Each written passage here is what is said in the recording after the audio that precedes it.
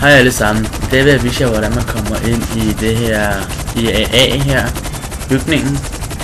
I stedet for at komme ind i, jeg ved ikke om I kan se det, men der er sådan et vindue man kan komme ind i, eller hoppe ind i. Men i stedet for det, så skal man have fat i en cargobob og en motorcykel. Motorcyklen behøver dog ikke at være din egen. Det bestemmer man selv. Men det man gør, det er at man flyver op til bygningen, dropper jeres motorcykel på det her halvtag der, lander cargobobben, eller bare hopper ud. Men jeg vil meget gerne ikke dø lige nu. Så skal vi ned til motorcyklen.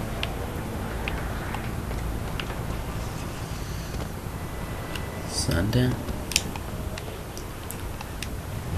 Og op på den. Sådan der. Og så de her kasser der står her, dem skal man sådan, altså ved siden af dem, der skal man køre ind i muren. Det kan godt være lidt svært, så det er bare med at prøve sig frem. Sådan der. Og man skal ikke dø. Så lander man sådan på et usynligt gulv eller sådan. Og så er det sådan lidt svært. Sådan der. Så det kan godt være lidt svært at finde rundt nu, når det er bare usynligt. Men så er man inde.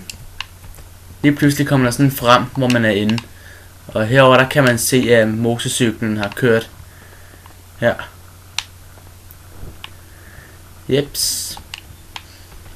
Jeg kan lige vise jer lidt rundt, nu når jeg er herinde. Her kan man ikke gøre noget. Jeg har ikke været herinde så meget, så jeg skal også lige se, hvad der er nemlig. Der kan man ikke komme ind, okay. Okay. Og der kan man heller ikke komme ind. Nå.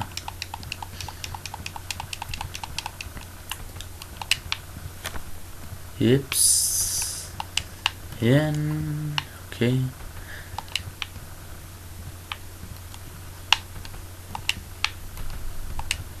Og for at komme ud igen, så skal man begå selvmord, eller så skal man sådan hoppe ud her. Nej, det kan man ikke engang. Nå, det har man i hvert fald kunne, kan jeg huske.